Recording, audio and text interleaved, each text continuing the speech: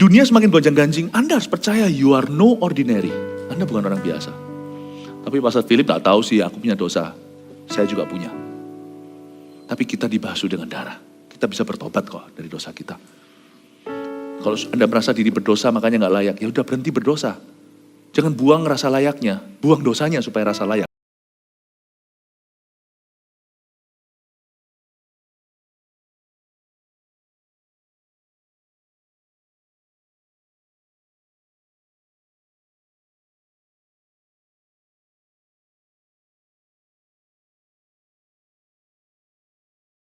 Dalam nama Yesus, haleluya, amin. Kita memasuki ibadah keempat, soal keamanan jiwa di dunia yang berubah-ubah.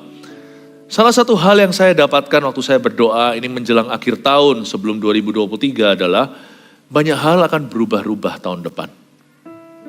Tapi belum klimaks, perubahan besarnya nanti 2024. Ini adalah nubuatan yang perlu diuji tentunya. Tapi saya merasakan akan terjadi pergeseran, great shifts. Makanya itu 2024 tahunnya disebut sebagai, tema kita adalah The Year of Great Shifts and Miracles. Tahun pergeseran hebat, pergeseran besar dan mujizat Tuhan. Tapi nggak tentu itu akan terjadi buat semua orang. Kalau pergeseran itu terjadi banyak orang kan ditampi, tak terkecuali kita kalau kita nggak ready. Nanti lihat ya, pemain-pemain baru mulai bermunculan, pemain lama kesenggol keluar. Baik itu di dunia gereja, sektor apapun juga. Nanti yang kira dirinya kuat malah justru nanti akan jatuh. Yang kira dirinya lemah malah diangkat. Tapi tahun depan ini penentuannya. Apakah kita berdoa atau tidak? Apakah kita mempersiapkan diri atau enggak? Tahun depan itu kita sebut the year of tahun menabur doa dan menuai sukacita. Jadi kita harus nabur doa. Tahun depan itu tahun doa. Kita mesti doa nih. Harus sungguh-sungguh doa. Dunia ini semakin gak menentu, semakin gonjang-ganjing. Tapi kita harus punya fondasi. Rasa aman itu sungguh-sungguh hanya bisa ditemukan dalam firman, dalam Tuhan. Kita mulai dulu dengan yang ini, Ibrani pasal 10 ayat 19 sampai 25. Saya baca ya, jadi saudara-saudara oleh darah Yesus kita sekarang penuh keberanian dapat masuk ke dalam tempat kudus. Karena ia telah membuka jalan yang baru dan yang hidup bagi kita melalui tabir, yaitu dirinya sendiri. Dan kita mempunyai seorang imam besar sebagai kepala rumah Allah. Karena itu marilah kita menghadap Allah dengan hati yang tulus ikhlas dan keyakinan iman yang teguh. Oleh karena hati kita telah dibersihkan dari hati nurani yang jahat dan tubuh kita telah dibasuh dengan air yang murni. Marilah kita teguh berpegang pada pengakuan tentang pengharapan kita, sebab Ia yang menjanjikannya setia. Dan marilah kita saling memperhatikan supaya kita saling mendorong dalam kasih dan dalam pekerjaan baik. Janganlah kita menjauhkan diri dari pertemuan-pertemuan ibadah kita seperti dibiasakan oleh beberapa orang, tetapi marilah kita saling menasihati dan semakin giat melakukannya menjelang hari Tuhan yang mendekat. Keamanan jiwa di dunia yang berubah. Saya ajak kita lihat bagaimana jiwa kita menemukan titik aman. Jangan jadi orang Kristen yang dipengaruhi keadaan. Kita harus jadi terang dan garam, bukan tiang garam. Kita harus mempengaruhi. Dunia gak boleh ada pengaruhnya atas kita. Karena itu orang Kristen yang aman, yang tidak akan goyang. Jadi saudara-saudara, oleh darah Yesus. Titik aman pertama kita itu ini. Darah Yesus. Kita sekarang penuh keberanian dapat masuk ke dalam tempat kudus. Darah Yesus itu bukanlah sebuah mantra. Misalnya kalau kita lagi ngusir setan. Siapa pernah lihat orang kelepasan? Coba lihat ya, ini bukan jadi eksperimentasi atau coba-coba. Dulu sempat heboh, sekarang sih gak seberapa. SMP mana kesurupan semua siswanya. Sekarang ini juga banyak, setan itu semakin merajalela. Lihat aja sekarang ya, movie-movie, film-film itu banyak horornya. Ada 4 nih, gambarnya. Bisa-bisa 3 horor yang 1 film normal. Mungkin itu lebih menguntungkan, cepat kembali break evennya. Tapi kalau kita melihat ya, misalnya kalau kita usir setan, kita sebut darah Yesus, itu teriak-teriak loh. Bukan karena darah Yesus itu mantra, darah Yesus itu history, sejarah. Pernah terjadi dahulu di Kalvari, seorang bernama Yesus Sang Mesias, dia mati bagi dosa manusia. Darah Yesus. Tapi lebih tepatnya, darah Yesus di sini itu berbicara tentang apa? Tentang sesuatu yang mendalam. Kalau kita bilang darah Yesus itu asosiasinya apa? Misalnya kalau saya itu masuk ke kamar di hotel, sama dengan tadi malam waktu saya check in. Kan hari ini saya khotbah di sini. Hal pertama yang saya lakukan waktu masuk di suatu ruangan, ini juga bisa Anda contoh sih. Saya akan berdoa langsung, baik itu kalau saya dengan keluarga, saya akan ajak keluarga saya doa.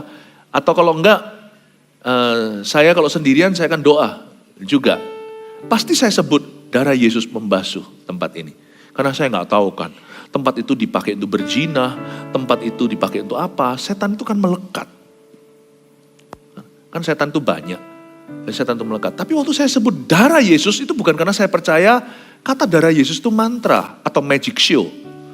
Tapi karena ada sesuatu yang saya maksudkan. Waktu saya sebut darah Yesus, saya sedang berseru dengan suara yang kedengaran baik pada Tuhan maupun setan, baik pada diri saya sendiri. Kalau saya nggak perlu mengucapkan suara sih, nggak perlu mengucapkan sesuatu bersuara untuk Tuhan tahu, karena Allah kita maha tahu. Tapi setan nggak maha tahu. Makanya itu kalau tengking harus jelas. Jangan atau dalam hati tengking-tengking. Setan nggak bisa baca hatimu. Dia bisa menuduh hatimu. Bisa memberimu nubuatan-nubuatan palsu sehingga kita itu yang diramal itu bisa jadi gelisah. Kalau terjadi itu karena kau imani, karena imanmu negatif makanya buka celah. Tapi kalau semuanya saya sebut darah Yesus tempat itu seruan bahwa yang namanya bahwa saya yang masuk ke kamar itu, saya berseru, I appeal to the protection of God.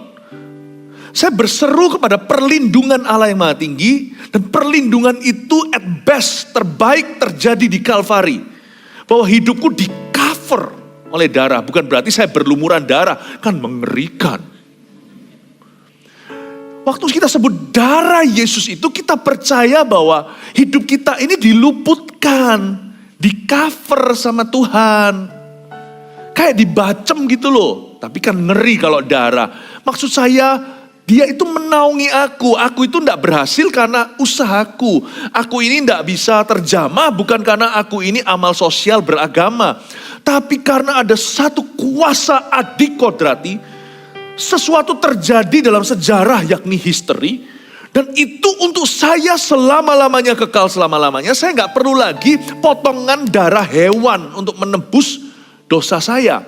Karena hewan sama saya lebih mulia kok dari binatang. Sekalipun kalau saya mati untuk diri saya sendiri atau mati untuk anak-anak saya juga gak bersih darahku ini. Darahku bisa bebas kolesterol, trigliserid. Tapi darah saya bisa bebas asam urat. Tapi darah kita semuanya sesehat apapun. Kita punya darah itu darahnya Adam dan Hawa. Kita semua itu orang berdosa. Jadi apa dong yang bisa melindungi kita naik banding mahkamah agama? Tertinggi kita itu adalah darah juru selamat kita. Dialah tumbal dari Allah. Yesus Kristus anak Allah itu disembelih untuk kita di kayu salib. Itu sebuah seruan bahwa aku itu bukan sembarang orang. Aku memang bukan VIP. I'm not an actor of or star and I don't even have my own car. Aku memang bukan siapa-siapa, mungkin mobil sendiri pun gak punya, mobil pribadi. Tapi aku punya status lebih tinggi dan itu sudah dicantolkan di sorga. Aku adalah milik Kristus, dibeli dengan darahnya. Don't touch me, can't touch this. You cannot touch this. Satan, I am not an ordinary person. I am a child of God. Kamu tidak bisa jamah aku. Kamu tidak bisa jamah bisnisku. Kamu tidak bisa jamah pernikahanku. Kamu tidak bisa jamah anak-anak aku. I am a child of God. Aku adalah anaknya Tuhan. Itu membuat setan jadi, jadi bukan mantra, darah Yesus, darah Yesus. Nanti kayak anak Askewa. Dalam nama Yesus yang Paulus beritakan, setannya ketakutan. Tapi setelah itu, ya tahu. Yesus aku tahu. Paulus aku kenal. Yesus ya. Who are you? Digebukin sama orang kesurupan itu, 7 anak Askewa, 7 anak hamba Tuhan. Bukan karena ada mantra. Gak usah kita pakai darah apa lalu kita tolet-tolet sana sini. Itu gak buat setan takut. Gak usah buat kayu salip-salipan lalu habis itu beginiin Dracula. Alkitab dilempar campur bawang putih. Lu kira setan bodoh? Setan tuh takut iman. What do you have faith for your protection? Where do you place your faith? Di mana kau letakkan imanmu? Sebab oleh darah Yesus, by the blood of the Lamb. Nah, kalau masuk ke dalam satu ruangan, saya berkata, darah Yesus basuh tempat ini. Gak usah masuk semua ruangan gitu ya. Masuk ke WC umum, darah Yesus. Jangan aneh-aneh ya. Tapi perlulah, karena hotel gitu kan saya nggak tahu ya kan. Jadi supaya saya nggak nanti kena penyakit, supaya saya nggak diganggu tidurnya, mimpi buruk, ya. Hanya itu darah Yesus itu ditakuti, tapi bukan karena takut sama darah. Setan takut sama orang yang beriman sama Tuhan. Itulah titik amanmu. Dunia semakin gonjang-ganjing, Anda harus percaya you are no ordinary. Anda bukan orang biasa. Tapi Pastor Philip tak tahu sih, aku punya dosa. Saya juga punya. Tapi kita dibasuh dengan darah. Kita bisa bertobat kok dari dosa kita. Kalau Anda merasa diri berdosa makanya gak layak, ya udah berhenti berdosa. Jangan buang rasa layaknya, buang dosanya supaya rasa layak. Paham maksud saya? Agak mikir sedikit, yang perut kosong akan susah. Jadi saudara-saudara, by the blood of Jesus, oleh darah Yesus. Wow. Kita sekarang penuh keberanian dapat masuk ke dalam tempat kudus. Kok bisa penuh keberanian? Apanya sih emangnya berani ke tempat kudus? Maksudnya apa? Masuk hadirat Allah aja kok susah. Ini kan di perjanjian baru. Ini Ibrani kan sudah lewati gereja mula-mula. Kita sekarang penuh keberanian bisa masuk dalam tempat kudus. Kan berarti masuk ibadah. Masuk ibadah aja kok berani? Ya beranilah. Takut apa? Bukan, Anda harus tahu dulu ceritanya. Di perjanjian lama itu, untuk orang masuk ibadah, itu hanya imam besar setahun sekali. Dulu itu, ibadah kebaktian itu enggak 5 kali. Sekali, setahun. Yes, Pastor Philip, akhirnya Tuhan mengerti batas-batasku. Dasar malas beribadah. Kita sama Tuhan tuh enggak bisa overdosis. 5 kali Anda kira banyak. Belum. Lihat sekarang itu orang-orang yang harus pulang. Saya kasihan. Harusnya 7 kali, Pastor. Ya. Tapi silakan duanya Anda yang khotbah. Nah, jemaat yang terkasih. Jadi kita harus tahu background story-nya. Mereka ini zaman dulu ibadah itu setahun sekali. Itu pun yang masuk hanyalah senior pastornya. Gembala seniornya. Imam besar. Bukan satu gereja, satu negeri. Masuk. Dan dia takut masuknya. Mau tahu kenapa takut masuk? Dia harus membawa semua peralatannya lengkap. Maaf, sampai cawat celana dalamnya pun gak boleh sembarangan. Tahukah Anda di imam-imam itu pakai satin. Pakai lenan. Semua baju luar, baju dalamnya dia harus ada loker tertentu. Dia taruh gantung baju yang tidak sakral. Dia masuk dengan baju yang sudah dikuduskan, sucikan. Repotnya, rempongnya itu seperti itu. Dia masuk ke dalam sana itu harus pakai baju efod. Ada 12 suku di sini dilambangkan. Lalu harus pakai apanya, pakai terbannya, pakai ini itunya semuanya. Dan harus ada kincling-kinclingnya. Bukan jingle bell, jingle all the way. Tapi kalau dia sudah tidak berbunyi lagi berarti orang itu drop dead atau tiba-tiba jatuh mati dalam hadirat Allah. Mungkin karena dia kurang suci atau gimana. Itu ada talinya, jaga-jaga. Memang tidak pernah terjadi sih. Kecuali 2 anak Elia. Ya. Dan juga beberapa orang lagi. Tapi jarang. Tidak pernah terjadi. Kalau sampai terjadi imam besarnya sih tidak pernah terjadi. Maka kalau dia di dalam ruang maha suci itu dia mati. Dia akan ditarik sama tali. Supaya mereka nggak masuk ke ruang maha kudus dan mati sekalian. Jadi zaman dulu itu orang takut masuk hadirat Allah. Mereka seperti menghampiri Gunung Sinai. Bukan Bukit Zion. Bukit Zion. Gunung Sinai dengan halilintarnya Musa pun ketakutan. Nabi loh itu ngeri. Jadi bayangkan. Sekarang kita bisa masuk. Cuman bawa darah. Coba baca lagi. Jadi saudara-saudara oleh darah Yesus. Wow. Kita sekarang penuh keberanian dapat masuk ke dalam tempat kudus. Kalau dulu mereka takut ketinggalan tool. Kalau mereka ketinggalan alat mereka satu persatu. Misalkan masuk sana lupa. Maaf ya. Lupa ganti celana dalam. Mati dia. Kalau dia masuk ke ruang maha suci dan berkata, aduh sorry batunya cumplung satu. Tuhan gak bisa digituin. Sekarang kita masuk gak bawa apa-apa. Cuman bawa hati kita yang dibasuh dengan darah. Isn't that a privilege? Betapa berharganya. Isn't that a privilege? Makanya itu kita gak boleh anggap remeh. Gak boleh dalam bahasa Inggrisnya, don't take it for granted. Kita datang ke ibadah. Jangan kita anggap remeh itu. Orang Israel mau tuker tempat sama you. Kalau bisa. Mereka gak bisa rasakan ini. Dan mereka itu bisa, sekarang kita cuma masuk membawa darah Yesus. Artinya hati yang dibasuh dengan darah itu either antara Anda masuk ke hadirat Allah seperti ini itu membawa pertobatanmu. Jadi masuknya itu dalam kondisi dosa. Tapi dia gak mau menipu Allah. Dia masuk dalam kondisi dosa bukan seperti Anania Safira malah mau sok-sokan. Tapi dia masuk itu untuk pemberesan dengan Tuhan seperti di bait suci zamannya Yesus itu. Bait Allah waktu itu yang dibikin oleh tangan manusia bahkan. Itu bukan hadirat Allah saja tapi itu cuman baitnya, gedungnya yang dibangun di zamannya Hagai Sakaria. Bait suci itu, waktu dia masuk ke dalam sana, pemungut cukai tersebut menepuk-nepuk dada sedangkan si ahli Taurat itu dengan menengadah dan berkata, aku puasa 2 kali, aku membayar perpuluhan. Gak seperti pemungut cukai itu. Orang itu masuk ke hadirat Tuhan dalam kondisi berdosa. Tuhan tidak marah. Tuhan malah sucikan, kuduskan karena dia appeal. Karena dia menaruh harap pada pembasuhan. Dan Tuhan berkata dalam perumpamaan itu, siapa yang pulang dibenarkan? Si pemungut cukai atau orang berdosa. Ya kan? Jadi kita kalau masuk ke hadirat Tuhan itu, boleh dalam kondisi berdosa asal kita masuk ke hadirat Allah untuk bereskan depan Tuhan. Apapun konsekuensinya bertobat. Itu berarti kita masuknya membawa darah Yesus di hati. Atau lebih bagus lagi kita gak dalam keadaan jatuh dalam dosa. Kita masuk itu dalam kekudusan. Itu juga makna masuk membawa darah. Kita masuk membawa darah Yesus itu artinya I enter on holy ground. Itu posisi berani untuk memutar balik keadaan. Disitulah mujizat banyak terjadi bukan karena kita holy. Tapi karena kita masuk dengan berani. Faith spells courage.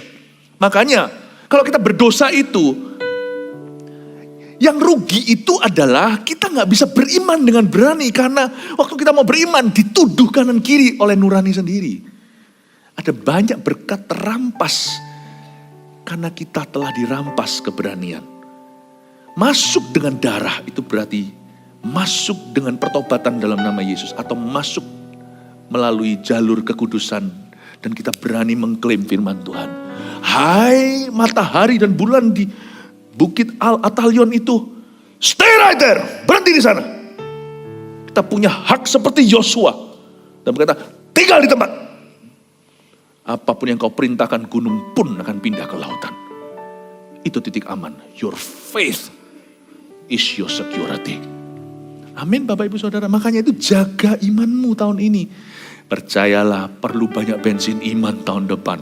Saya jamin 2024 imanmu mesti bulat. Mesti gede. Mau gedein jangan gedein otot di gym. Itu boleh silakan. Ya. Enggak pun tetap imut-imut seperti Pastor Fuji. Mau gedein itu bukan hanya gedein bisnis. Bukan hanya tambah pengetahuan. Kalau kita mau besarkan sesuatu Bapak Ibu Saudara. Besarkan iman. Karena iman itu gunanya aduhai.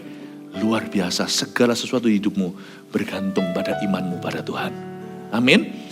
Inilah keamanan jiwa kita di dunia yang berubah. Janganlah damaimu itu gak bergantung dengan keadaanmu. Kemenanganmu tidak tergantung dengan kondisi. Oh resesi. Gak ada hubungannya. Percayalah. Masih ada Goshen bagi umat Tuhan. Masih ada peluputan. Masih ada. Allah kita tuh masih sanggup meluputkan. Itulah teologi darah. Itulah doktrin darah Yesus. That God is able to spare you. Dahulu kala diwakili dengan darah pada waktu Passover. Atau pada waktu mereka mengalami tulah di Mesir. Waktu mereka keluar itu. Semua anak sulung Mesir termasuk hewan-hewan ternak yang mati semuanya. Orang Israel tak satu pun dijamah dilewati sama malaikat maut. Bukan berarti kita dilewati masalah. Kita semua pasti punya problema. Ibadah 1 tadi saya jelaskan panjang lebar. Ibadah 2 tentang masalah dan sebagainya. Problema gimana kita menghadapinya. Kita harus tegar, kita harus kuat, kita harus tough. Tapi sekarang saya coba kasih balancernya. Bahwa sekalipun kita harus tough, kita harus tegar, kita harus kuat, kita harus bandel. Mesinnya itu harus bandel. Namun demikian ingat, tetap ada peluputan. Tetap ada peluputan. The blood of Jesus is real. Saya ingin untuk Anda, saya percaya memasuki nanti tahun 2023 bahwa bisnismu bisa diluputkan. Keluargamu bisa menjadi perkecualian. Amin Bapak Ibu. Beri tepuk tangan untuk Tuhan. Itu titik aman. Coba Anda lihat. Orang yang paling tenang, yang paling punya ansyenkan, yang paling, meskipun dunia gonjang-ganjing sekelilingnya, dia bisa tenang tidur di perahu yang lagi goyang. Itu orang yang beriman. Nanti lihat ya, yang gak panik itu yang beriman, bukan yang berani. Tahun 2023, 2024, yang damai sejahtera, yang bisa tenang, rileks di tengah-tengah badai, itu bukan orang yang berani, yang nekat, yang angkatan laut bisa berenang, yang pasukan katak, bukan begitu. Yang bisa tenang itu yang beriman pada Tuhan. Bapak Ibu Saudara, kalau Anda tidak mau kehilangan damai sejahtera, bangun imanmu tahun ini. I strongly recommend you. Saya dengan sangat kuat merekomendasikan. Kita mau beriman gimana caranya? Kita sekarang ayat 20 kita baca. Karena ia telah membuka jalan yang baru dan jalan yang hidup bagi kita melalui tabir, yaitu dirinya sendiri. This is so sweet, ini manis sekali. Karena ia, huruf besar ia, ini berarti Tuhan telah membuka jalan yang baru. Jalan yang baru itu ya, kita tahulah, akulah jalan, akulah kebenaran, akulah hidup. Siapa? Yesus. Yohanes 14. Tapi saya mau jelaskan posisi Yesus di mana. Karena banyak orang mengira Yesus itu seperti duduk di atas, kita di bawah, kita yang harus memenangkan hatinya. Rasanya susah. Saya tunjukkan kepada Anda ya, Yesus itu pembela kita. Makanya orang Kristen yang sejati itu bukan agama. Orang Kristen yang sejati itu adalah orang yang punya juru selamat. Orang yang punya penebus. Karena ia telah membuka jalan yang baru dan yang hidup. Garis bawahi kata yang hidup. Saya ulang lagi, karena ia telah membuka jalan yang baru. Allah telah membuka jalan yang baru dan yang hidup. Nggak cuma baru, hidup lagi, life. Bagi kita melalui tabir, yaitu dirinya sendiri. Dan kita mempunyai seorang imam besar sebagai kepala rumah Allah. Dia adalah jalan yang hidup. Dan dia adalah imam besar sebagai kepala rumah Allah. Coba saya jelaskan. Yesus itu bukan hanya mati sekali. Dia mati sekali untuk selama-lamanya. 2000 tahun lalu sudah terjadi. Jadi sudah jadi sejarah atau history. Nanti Maret saya ke Israel. Nanti saya tunjukkan tempat-tempat di mana Yesus mati di situ. Yesus bangkit di sana. Itu pernah terjadi kejadian. Kalau Anda sekarang lihat di Golgota atau Kalvari.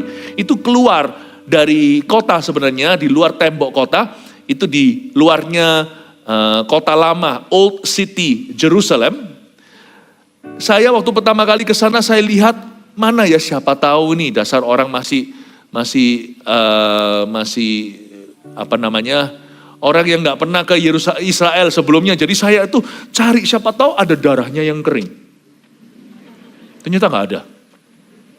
Katanya Tuhan Yesus pernah pernah kepalanya kebentuk di situ. Saya lihat di temboknya situ, siapa tahu ini dasar orang, memang orang yang penasarannya tinggi. Saya ini rasa ingin tahunya tinggi. Jadi saya lihat apakah ada darah yang kering. Emangnya kalau ada mau diapain? Apa saya pegang gitu, keramat gitu? Ya enggak, cuman saya kepingin tahu aja. Enggak ada tuh, enggak ada. Jadi dengan kata lain, darah itu sudah enggak fresh. Itu pernah terkucur di situ, tapi tidak perlu kita artikan secara harafiah bahwa darah itu masih sekarang kita bawa. Darah itu udah kering, itu sudah 2000 tahun. Yesus memang berdarah-darah gak keruan di sana. Do you know that the first year, dia adalah jalan yang baru dan yang hidup. Kata hidup di situ tuh fresh blood. Darahnya udah kering, bekasnya gak ada, kok bisa fresh blood gimana? Kalau Anda masuk restoran, terus ditulis ini live lobster, live fish. Lalu di sana semuanya ikannya sudah rebah, semuanya di atas es. Sudah seperti itu, ya ikannya semua sudah dibeber begitu. Anda bisa protes sama yang punya restoran, katanya live. Iya, itu dulu alive. Bapak ini mau bohongin customernya ya. Live itu berarti masih berenang-renang. Loh ini bisa berenang, diambil yang mati satu digini-gini di air. Pak, live itu berarti alive. Nah ini berarti gimana dong? Ditulis di sini, ia telah membuka jalan yang baru dan yang hidup. Ini fresh blood. Artinya sekarang itu masih aktivitas. Masih hidup dan aktivitas. Saya beritahu ya, Yesus sekalipun mati sekali untuk selama-lamanya. Yesus juga hidup selama-lamanya. Listen, your God is not dead. Apa yang akan Anda alami sebentar lagi itu, Yesus sudah siap di sana untuk gandeng tanganmu. Itu titik amanmu. Tahun depan Tuhan sudah ada di situ. Bedanya kita sama Tuhan di mana? Kita itu nggak bisa hidupnya itu paralel waktu. Maksud saya, kita itu hidup sekarang. Coba kalau Anda lihat jam, 5 menit lagi itu masa depan. Anda nggak bisa ke masa depan sekarang, nggak bisa tergesa-gesa. Anda tetap di masa kini. Barusan yang saya ngomong masa kini ini, sudah jadi masa lalu. Lihat, sudah jadi masa lalu. Masa kini, lihat, sudah jadi masa lalu. Paham maksud saya? Bapak ibu saudara, kita nggak hidup di segala waktu. Tuhan itu beda. Yang dimaksudkan Tuhan itu bangkit, hidup selama-lamanya. Itu Tuhan itu masih di masa lalu kita. Hah? Masa? Iya. Tuhan nggak perlu mesin waktu. Tuhan ada di situ. Tuhan ada di masa kini kita, makanya namanya Immanuel. Dan Tuhan bukan akan, tapi sudah di masa depan kita. Hah? Makanya itu saya nggak perlu diramal apa-apa untuk tahun depan. Saya cuma perlu satu ramalan aja, ramalan firman. Yesus ada di sana nggak? Ada. Cukup tutup buku. Kasihnya cukup bagiku, nggak usah beritahu aku. Tahun depan seperti apa. Kalau kita ada tema itu untuk mempersiapkan iman kita. So I'm not afraid, you see. Saya nggak takut. Ini akan jadi obat untuk orang yang suka overthinking atau overthinker. Nggak usah semua dipikirkan. Pokoknya Yesus di sana, itu tok yang kupikirkan, itu doang. Saya harap ini bisa memerdekakan Anda. Saya ajak mikir sedikit. Tadi saya tanya sudah sama Pastor Fuji, bisa nggak kira-kira jemaat diajak firman yang bisa mikir-mikir dikit? Boleh. Wah, Pastor Fuji merasa jemaat GMS Jabodetabek ini pinter-pinter semua. Jadi saya ajak mikir ya, siang-siang gini jangan ngantuk ya. Dia adalah imam besar kita, dia adalah life, jalan yang hidup. Life, kayak life lobster gitu, life fish. Berarti sekarang cara Bapak melihatnya seperti apa? Saya ajak Anda untuk tahu, lihat ya. Mandai kata sekarang ini saya Bapak ya. Saya melihat Anda ya. Saya nggak lihat Anda loh. Saya lihat my son in you. Itu maksudnya, dia adalah jalan yang hidup. He's alive. Dia nggak melihat kekurangan kelemahan kita. Meskipun dia tidak akan pura-pura nggak tahu dosa kita. Makanya ada ayat berbicara roh Bapa, Roh Kudus yang menuliskan firman itu melalui Yohanes. Jikalau ada orang yang berdosa, hendaklah kamu mengakui dosamu dan saling mendoakan. Itu Yakobus sih, yang Yohanes berkata seperti ini. Ya. Barang siapa berkata dia tidak pernah berdosa, dia membuat Allah menjadi berdusta. Dia menuduh Allah berdusta, tidak ada kebenaran dalam dirinya. Dan barang siapa mengakui dosanya, Allah itu setia dan adil akan mengampuni dia dari segala kesalahan dan menyucikan dia dari segala dosanya. 1 Yohanes 1 ayat 9. Berarti Tuhan tidak akan tutup mata. Orang yang mengajarkan the grace of God, kasih karunia Allah itu menutup mata terhadap dosa. Gak apa-apa lu dosa, aku udah lihat kok. Bohong, itu pengajaran yang gak baik. Gak bisa. Tuhan tahu dosa kita. Dan kemanakah aku dapat pergi menjauhi rohmu Tuhan? Pasti dikejar sampai ujung bumi sama Tuhan. Karena Tuhan tidak mau hanya kita pemberesan. Tuhan mau kita bertumbuh dalam kebenaran. Hidup dalam dosa membuat kita bertumbuh dalam salah. Itu lain arah, itu bukan ke arah sorga, itu ke arah neraka. Tuhan gak mau kalau kita diselamatkan lalu kita jalannya sembarangan. Setelah kita selamat kita jalan ke arah neraka. Kok kontradiksi? Kalau kita sudah selamat, kerjakan keselamatanmu, berarti arahnya kepada kebenaran. Karena kita dipanggil untuk menyembah Tuhan dalam roh dan kesalahan, betul? Roh dan kebenaran. Kalau ada salah jangan pura-pura gak tahu. Kalau ada salah Tuhan akan mengejarmu. Tapi yang saya maksudkan, bagi orang-orang yang selalu merasa dirinya gak cukup, gak bisa, please berubah juga. Sekalipun bukan soal dosa. Bapak itu melihat Anda, banyak orang itu yang gak ada salah, gak ada apa, gak ada sesuatu yang sengaja. Tapi dia gitu aja deh, pokoknya sifatnya itu gak pernah rasa layak di hadapan Tuhan. Makanya itu imannya gak bisa bertumbuh, gak bisa berkembang, apa-apa gak berani sama Tuhan, gak penuh keberanian masuk hadirat Allah. Selalu merasa Tuhan itu marah padahal dia gak lagi salah. Apalagi kalau dia lagi salah, biasanya lari dari hadirat Allah. Orang yang seperti itu menurut saya defisit iman. Kalau begitu terus imannya itu iman negatif, gak akan bisa bertumbuh. Tahun depan akan jadi korban dunia yang berubah-ubah. Hidupnya seperti diombang-ambing itu, hati dan perasaannya gak bisa jaga hati dalam segala waspada. Makanya untuk orang yang seperti ini saya kasih antidotnya, saya kasih obat. Listen ya, Bapak hari ini tidak melihatmu. Bapak melihat the life Jesus in you. Makanya waktu kita masuk hadirat Tuhan, kita kira Tuhan akan marah. Tiba-tiba kita dijamah, kita menangis, kita terharu. Kok bisa ya? Kok Tuhan gak singgung gak? Gimana? Ya saya tahu diri sih, saya tinggalkan dosa itu. Kok bisa ya? Kok bisa aku gak seperti zaman dulu ya, dipukul halilintar mati gitu seperti anak-anak Eli. Kenapa? Aku dosanya juga unda-undi. 11-12 tuh sama dia. Perzinahan juga, uang juga. Kok bisa ya aku diterima begini? Listen, ada perbedaan di zaman perjanjian baru. Ever since Jesus, sejak Yesus mati, bangkit, and He's alive forevermore, dia hidup selama-lamanya. Dan ketika Anda maju ke depan altar call atau menerima Yesus karena diajak teman, ketika Anda mengakui Yesus tinggallah dalam dirimu, boom, He's in you. Dan Bapak tidak melihatmu lagi. Bapak tidak melihat Philip Mantova. Waktu saya hari ini dipakai untuk bisa memberkati Anda, itu bukan karena saya layak dipakainya. Bapak melihat Yesus di dalam saya. Dan bahwa saya bekerja sama dan mau dibentuk oleh Yesus. Dan bahwa saya mau dipakai oleh Yesus. Bapak akan mencurahkan berkatnya. Orang sembuh, orang apa. Itu bukan karena saya layak. Itu karena Yesus berkenan kepada Bapak. Yesus ada di dalam diriku. Aku mau nurut sama dia. Tahu enggak? Berkatmu datang dari caramu memperlakukan Yesus. Saya harap Anda mengerti bahwa He's that life savior in you. Dia adalah life savior. Dia adalah imam besar. Kata imam besar itu dia a person atau seorang pribadi. Saya kenapa saya ngomong begini, saya ngajarkan supaya Anda tahu. Kalau Anda menghadap Bapak itu, Anda tidak usah pakai janji palsu. Aku kalau nanti ya Pak, kalau aku begini begitu nanti aku mau melayanimu itu, nggak usah begitu. Datang aja, sembah Yesus. Langsung Anda sudah ada di dalam hadirat Allah. Jalan masuknya cuma Tuhan Yesus. Dan Tuhan Yesus tidak minta Anda sempurna baru bisa masuk hadirat Allah. Dia akan menyempurnakanmu, jangan membangkang saja. Jangan memberontak. Meskipun pernah salah, berlumuran dosa, masuklah hadirat Allah seperti pemungut cukai si pendosa itu. Asal ada berserunya ke Yesus, bergantungnya ke Yesus, berserahnya ke Yesus.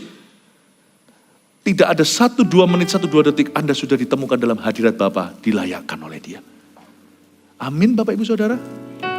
Coba lihat kanan kirinya. Saya harap Anda bisa lihat Yesus dalam diri orang itu. Yesus adalah asyir kita yang hidup selama-lamanya. Dua-dua. Karena itu marilah kita menghadap Allah dengan hati yang tulus ikhlas dan keyakinan iman yang teguh.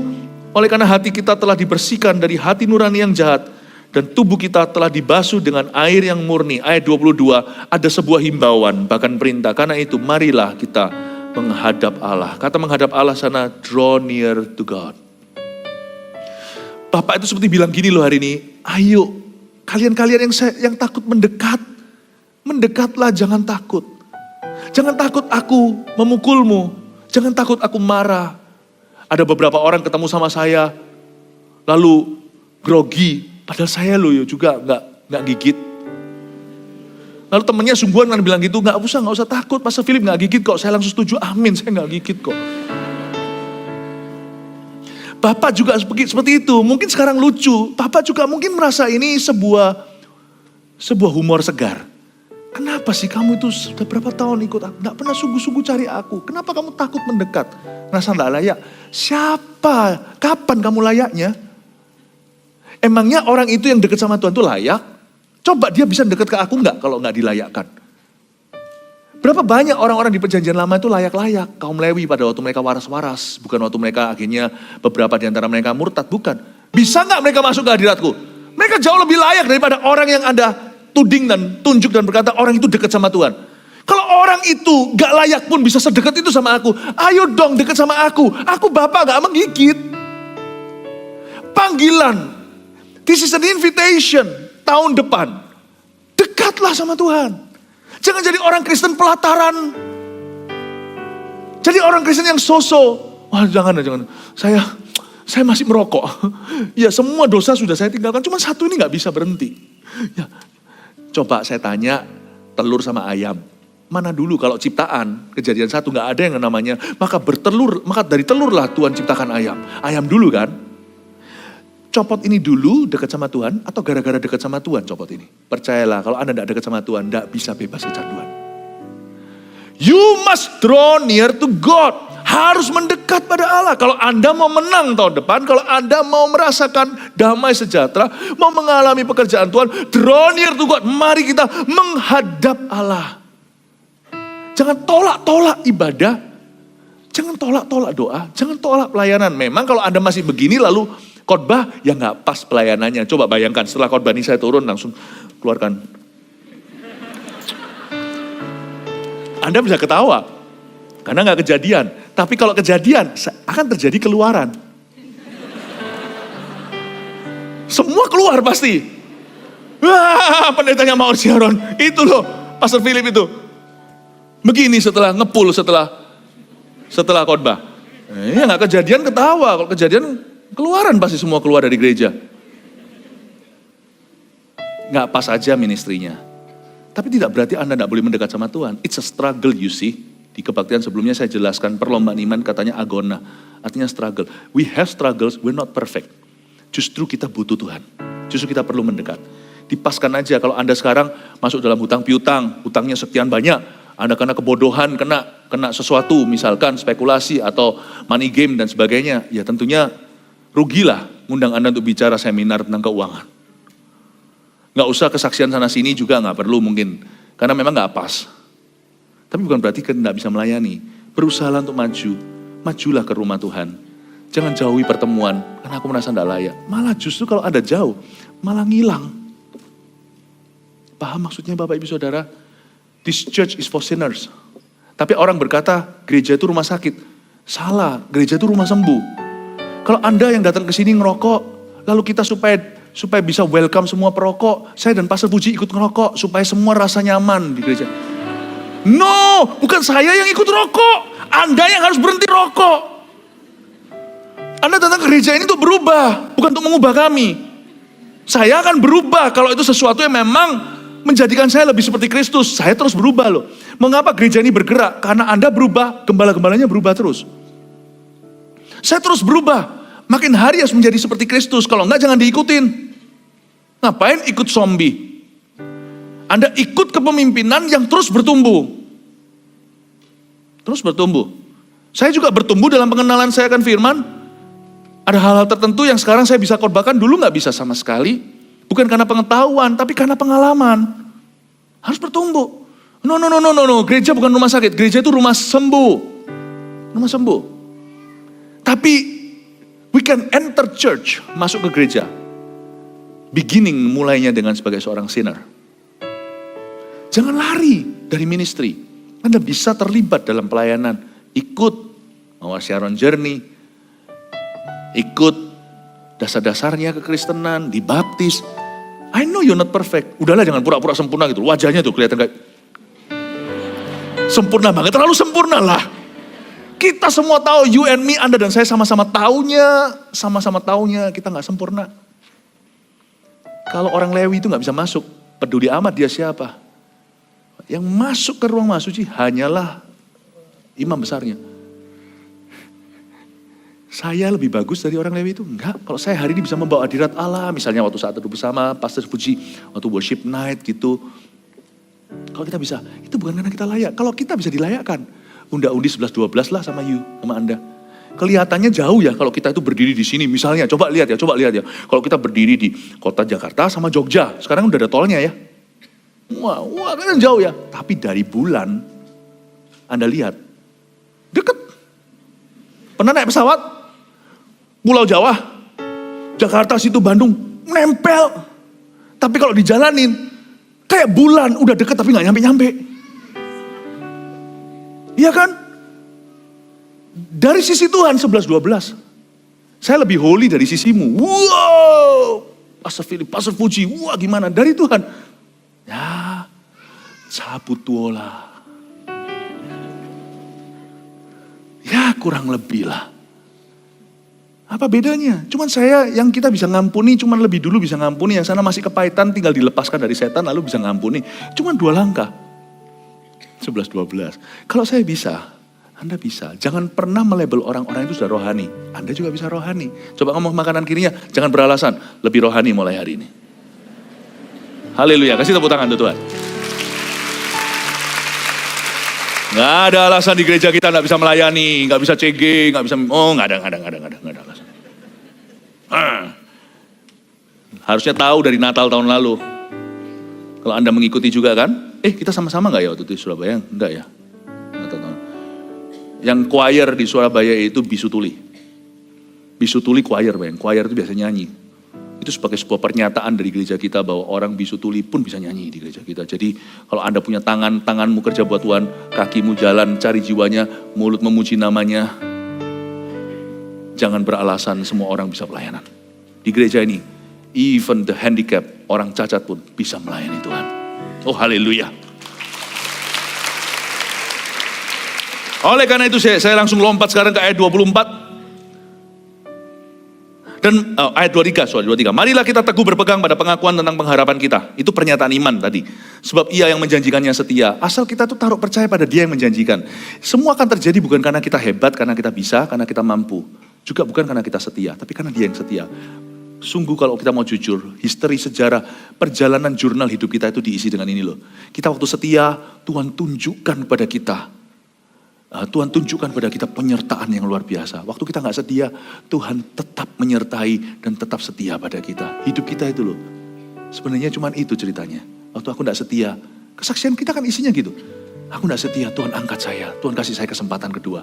Nanti waktu setia, Tuhan tuh bisa jawab doaku dijawab dengan cara yang ajaib. Itulah pernyataan iman kita. Sebenarnya ya, kalau kita percaya sama Tuhan itu gak ada ruginya apa-apa. Karena ujungnya itu, kesetiaan Tuhan yang membuat semuanya itu terjadi. Tuhan akan menyelesaikannya bagi kita. Makanya kemarin waktu saat teduh, saya kan beritahu kalau doa belum dijawab juga jangan marah sama Tuhan. Tuhan akan menyelesaikannya untuk kita. Udah gak usah ngotot lah. Percayalah, Tuhan tuh gak perlu dibantu. Reputasi Tuhan itu adalah kepentingan Tuhan sendiri. Tuhan tuh gak perlu kau muliakan untuk jadi mulia. Tuhan tuh sudah mulia. Kita aja yang perlu mengerti bahwa Tuhan tuh gak pernah ingkar janji. Hanya karena waktumu terasa lama, bukan berarti Tuhan tidak akan menggenapinya. Hai anak manusia, hai orang, janganlah menghakimi yang maha kuasa. Dan marilah kita, ini tugas kita ayat 24. Marilah kita saling memperhatikan supaya kita saling mendorong dalam kasih dan dalam pekerjaan baik.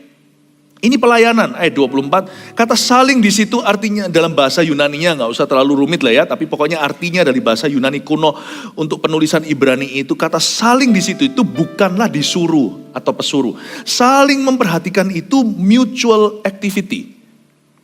Saling. Saling itu berarti setara, selevel, saling. Di sini ada kehidupan gereja dan kejemaatan yang mana semua jemaatnya aktif terlibat dalam sebuah pelayanan. Ini ayat ini maksudnya. Tuhan mau kita itu berada di dalam wadah yang tepat. Untuk mengalami semua rencananya itu dimulai dari bait Allah. Ternyata fungsi gereja di sini banyak orang tidak mengatakannya. Gereja itu bukan fungsinya ibadah.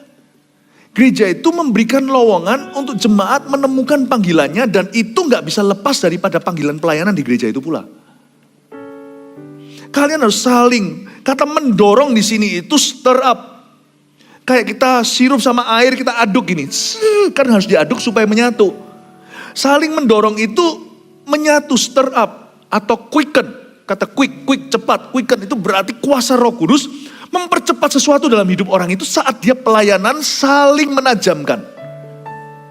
Luar biasa ya. Ternyata gereja seperti ini kursinya itu bukan membership. Kursinya itu covenant. Makanya saya gak pernah takut orang meninggalkan gereja kita. Saya gak pernah takut. I will miss you. Saya akan kangen sama orang yang pergi. But I am not afraid. Karena kalau kita gereja benar-benar jalankan titah Allah. Kalau kita gereja benar-benar jalan dalam relnya Allah. Satu kursi itu kosong. 10 atau 100 atau 1000 yang tunggu duduk di situ. Karena itu covenant with God. Itu perjanjian dengan Tuhan. Karena waktu dia duduk, dia terlibat, ada stirring in the spirit. Yang mana harusnya gak terjadi minggu itu, tapi karena dia di stirring, karena dia diaduk oleh Roh Kudus. Di tengah-tengah berkat dan urapan korporat ini, dia keluar dari gereja ini.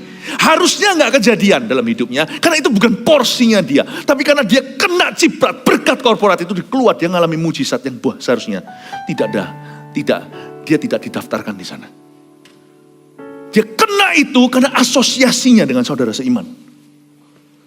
Apa hubungannya bayang-bayang dengan kesembuhan? Petrus bayang-bayangnya menyembuhkan karena dia itu berdoa. Anda baca, di awal-awal dia membangkitkan orang lumpuh, itu dia pakai kata-kata. Tapi setelah itu kena keciprat berkat korporat, mereka berdoa sama-sama goncang tempat itu, nanti lihat bayang-bayangnya menyembuhkan. Itu bukan berkatnya Petrus. Itu adalah berkat korporat gereja mula-mula. Anda harus tangkap ini, rahasia ini. It's never about ibadah. Church adalah organisme Allah. Ini agak sedikit berat untuk Anda pikirkan. Tapi sudah waktunya kita dapat makanan keras. Makanan keras itu bukan dibentak-bentak. Makanan keras itu kontennya. Ya. Itu bukan berkatnya Petrus. Nanti setelah dia di stirring atau dia diaduk itu dia keluar. Itu dia keluar.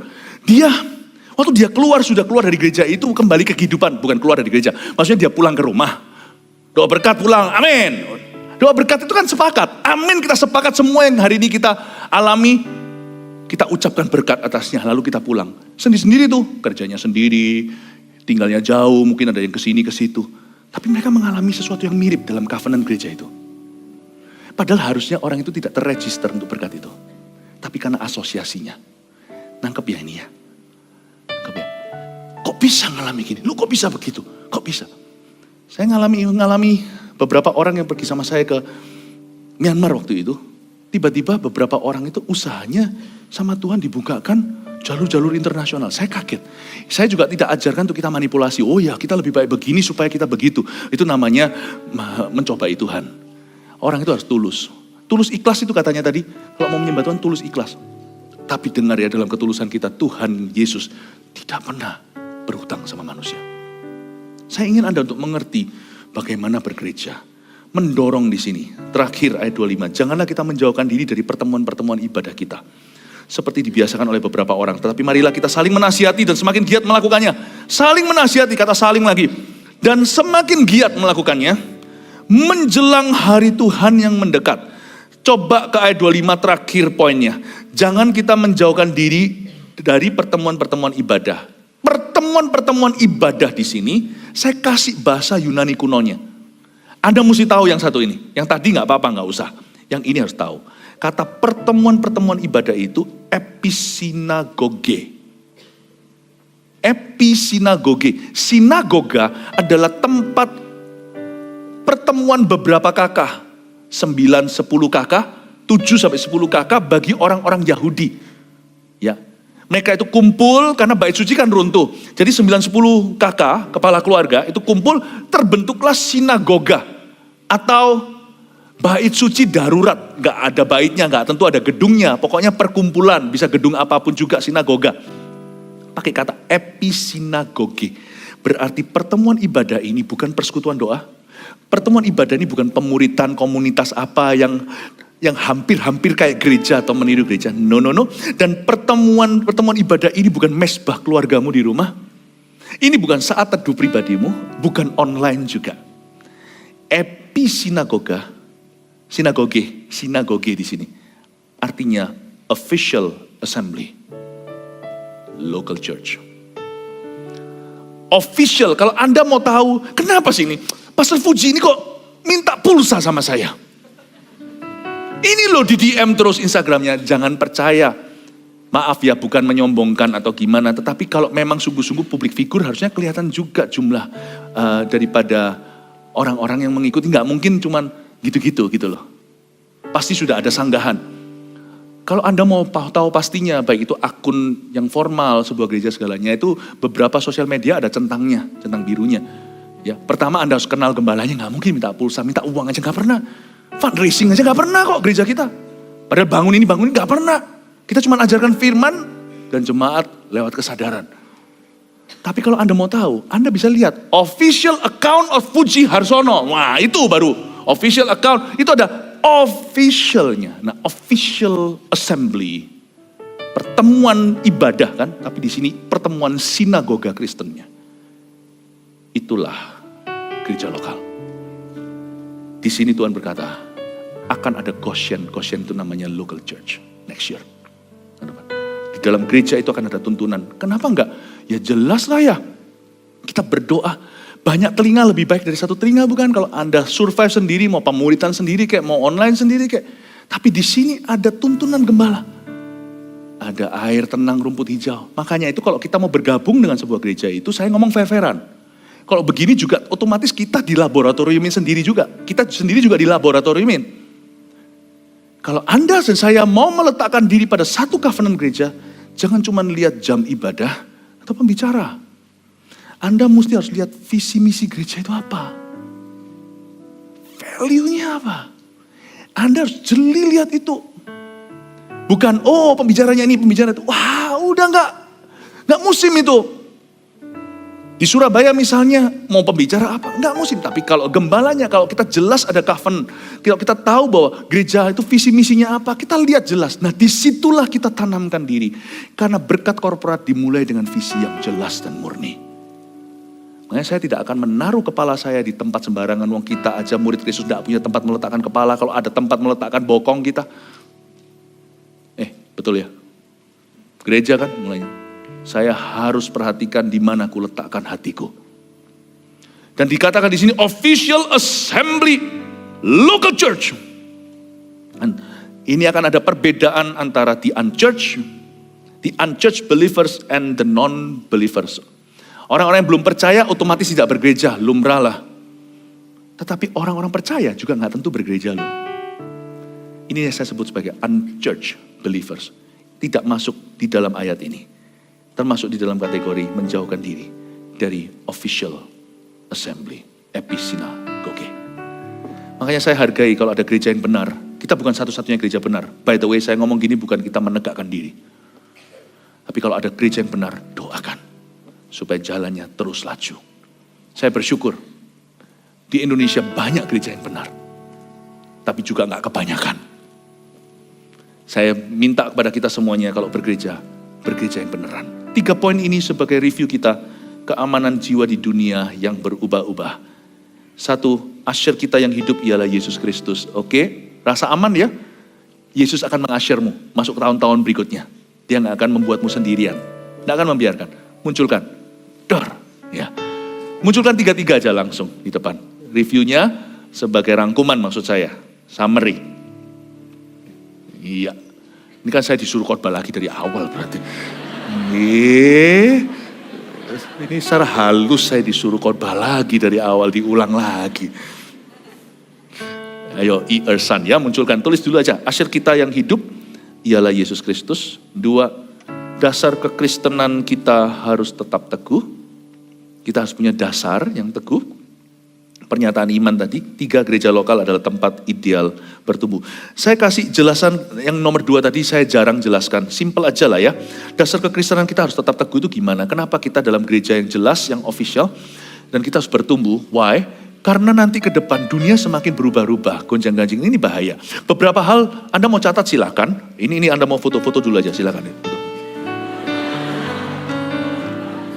Ayo sana cepat ya. Foto ya, bukan di video ya. Ini foto nanti ternyata bukan foto ini, nanti masuk di dalam Instagram story-nya lalu di bumerang kayak gini-gini. Bisa aja gitu loh, foto pembicaranya pas lagi mulutnya mencong gimana? Kalau foto tuh yang pas lagi bagus dikit gitu gimana? Kenapa kita harus taruh jiwa kita di titik aman termasuk bergereja lokal? Karena dunia ini akan semakin tidak menentu ya. It's gonna be crazy. Karena itu kita perlu sekali untuk tertanam dengan baik. Dan kita harus kuat dalam dasar kekristenan misalnya tentang Trinitas. Kita tidak usah punya pengetahuan, sampai sekarang tidak ada orang bisa menjelaskan Trinity atau Allah Tritunggal. Tapi paling tidak kita jangan nyeleneh sendiri dan berkata, wow ada member baru Allah Tritunggal, ada 4 ternyata. Ya, jangan gila. Allah Bapa, Allah Putra, Allah Roh Kudus, simple, ketiganya Esa. Gimana caranya? Someday in heaven we will know. Tapi pokoknya sekarang tidak menjadi isu kok. Orang yang diselamatkan yang lahir baru tahu kok itu. Tahu kok, kita tahu aja dan aman. Kita tahu. Bukan Allah kita orang Kristen 3, bukan. Atau Allah kawin mengawinkan, makanya ada anak dan bapak. Ngawur. Manusia hidupnya, pikirannya cuma seks doang soalnya. Itu contohnya Trinitas. Kristologi gak boleh salah. Jangan tiba-tiba punya ide baru, iya Kristus itu ternyata diciptakan. Enggak ya. Yesus itu equally God, dialah anak Allah, dialah Allah. Kristologi harus jelas. Makanya itu khotbah-khotbah sebenarnya itu Anda tidak sadar bahwa setiap khotbah-khotbah kami itu di dalamnya diselipkan doktrin-doktrin yang jelas.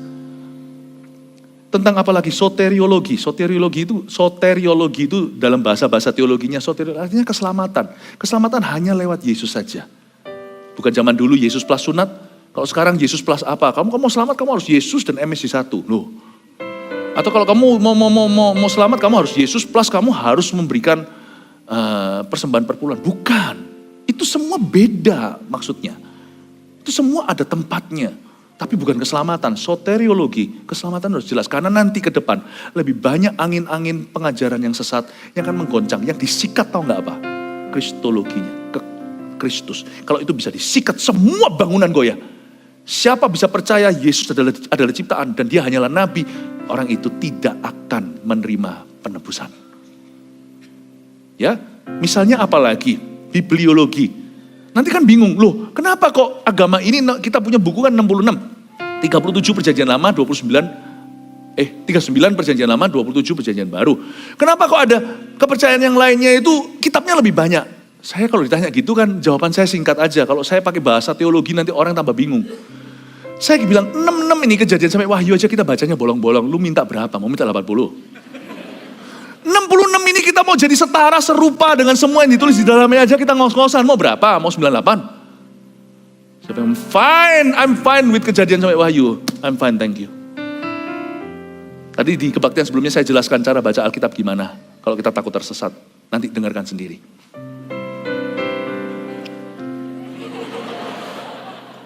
Selain itu apa lagi? Belum lagi ngerinya nanti keluar LGBT segalanya. Oh kita dilahirkan, banyak hal yang akan membingungkan. Saya khawatir bahwa orang yang tidak pernah tertanam dalam rumah Tuhan bertunas seperti pohon korma. Orang itu akan menjadi pertama yang akan disepak kakinya dan tenggelam. Karena zaman ini akan menenggelamkan orang-orang pilihan yang tidak tertib hati pikirannya, tidak punya titik aman di dalam jiwanya. Saya berdoa, tak ada satupun jemaat kita akan gugur, tak ada satupun yang tidak selamat. Tak ada satupun yang akan masuk ke neraka suatu hari, itu kami imani, akan semakin bangkit dan diberkati, akan semakin memuliakan Tuhan. Oh yes, mari kita semua bangkit berdiri. Praise the Lord.